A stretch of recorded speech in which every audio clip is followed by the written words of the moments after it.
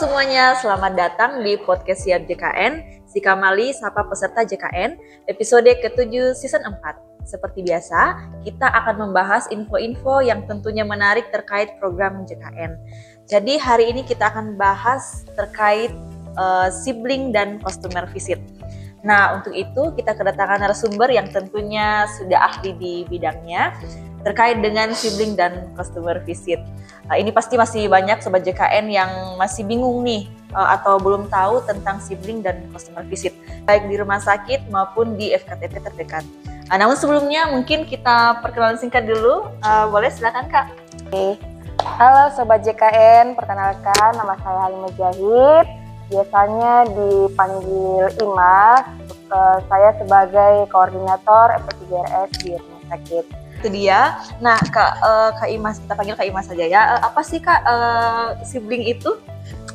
Jadi sibling itu merupakan akronim atau singkatan dari supervisi, buktikan dan lihat langsung untuk fasilitas kesehatan. Jadi ini merupakan kegiatan yang dilakukan oleh Duta BPJS Kesehatan untuk melihat pelayanan kesehatan yang telah diberikan kepada peserta JKN.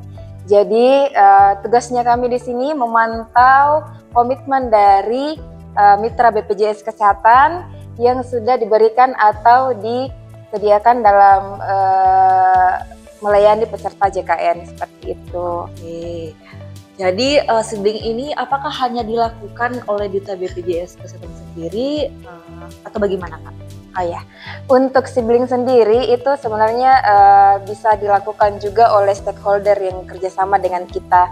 Jadi sibling itu tidak hanya dilakukan oleh Duta BPJS Kesehatan, tapi juga dibantu oleh pemangku kepentingan, misalnya dari Dinas Kesehatan, Dinas Sosial, ID atau organisasi profesi lainnya. Jadi sebenarnya tujuan dari sibling ini sendiri diadakan itu apa Kak? Jadi sebenarnya tujuan dari kegiatan sibling ini untuk mendapatkan fakta langsung di lapangan terkait pelayanan yang telah diberikan ke peserta JKN. Seperti itu. Fakta bagaimana pelayanannya? Bagaimana pelayanan yang diberikan oleh mitra kita kepada peserta JKN. Kalau dari pelaksananya sendiri, apakah ada waktu tertentunya Kak atau bagaimana? Jadi sesuai regulasi yang terbaru saat ini, yaitu Surat Edaran Nomor 1 Tahun 2024 menyatakan bahwa pelaksanaan sibling itu dilakukan untuk FKTP minimal 2 kali setahun. Sedangkan untuk FKRTL itu minimal sekali setiap bulan untuk masing-masing FKTP ataupun FKRTL. Oh, berarti memang di FKTP itu harus memang dalam 1 bulan harus ada. Dalam setahun itu bisa minimal 2 kali. Oh, 2 kali. Nah, berarti yang jelas tidak kurang dari 2 iya, ya. tidak kurang. Kemudian kalau di sibling itu Kak, apa saja yang harus diperhatikan dalam pelaksanaannya? Jadi dalam sibling ini yang perlu diperhatikan dalam pelaksanaannya itu yang paling penting dan paling utama sebenarnya janji layanan. Janji layanan apakah sudah terpasang di fasilitas kesehatan, apakah sudah terpasang atau belum. Jadi janji layanan ini gunanya untuk memastikan area-area layanan itu sudah terpenuhi, kemudian memastikan juga petugas dari pemberi layanan itu sudah memaksimalkan fungsinya di fasilitas kesehatan. Nah, itu tadi mengenai sibling, kita berpindah ke customer visit. Nah, itu kalau customer visit itu seperti apa Kak? Baik, jadi customer visit itu merupakan kunjungan ke peserta yang dilakukan oleh petugas BPJS Kesehatan.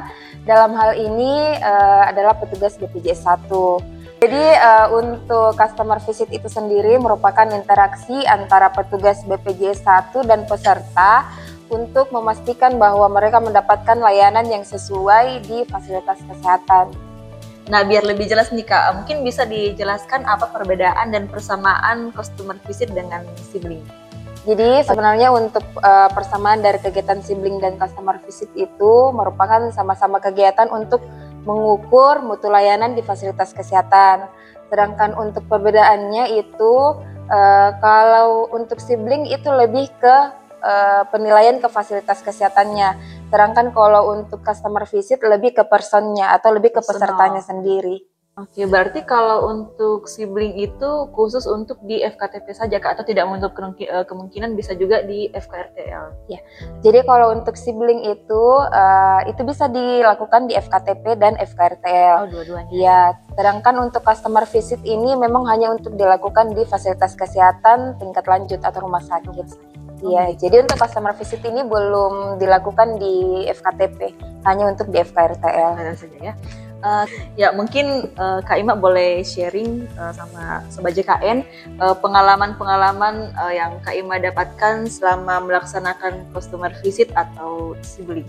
Ya, sebenarnya kalau untuk pengalaman banyak sekali ya. Cuman yang paling berkesan menurut saya itu kalau di rumah sakit itu kan kita kebanyakan bertemu dengan orang yang mungkin dalam tanda kutip kurang sehat. Jadi untuk effortnya itu kita lebih butuh kesabaran yang lebih.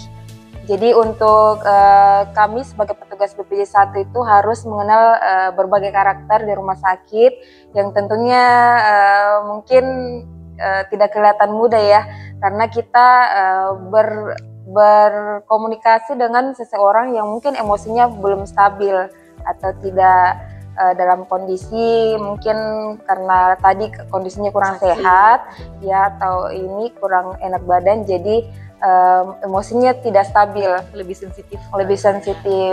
Kemudian untuk pengalaman yang paling berkesan itu banyak dari masyarakat atau pasien di rumah sakit yang belum mengenal dengan petugas BPJS 1.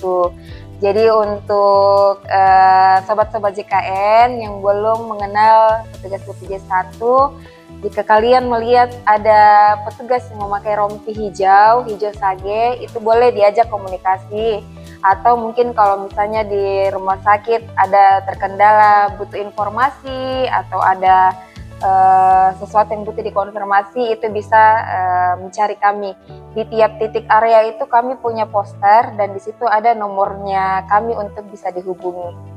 Nah, jadi jangan ragu untuk bertanya, atau kalau misalnya ada kendala saja konfirmasi ke petugas BPJS, karena pasti akan siap membantu semua sobat JKN. Mungkin karena kita dibatasi waktu, mungkin sekian dulu podcast kita hari ini. Terima kasih informasinya Kak, sangat bermanfaat. Mungkin sebelum kita sebelum kita tutup mungkin ada closing statement dulu Kak. Jadi untuk sobat-sobat JKN semua yang berkunjung ke rumah sakit, jangan lupa menggunakan antrian mobil JKN agar pelayanannya bisa cepat, mudah, dan setara. Oke, terima kasih Kak Ima. Sampai bertemu kembali di podcast selanjutnya. Selamat sore.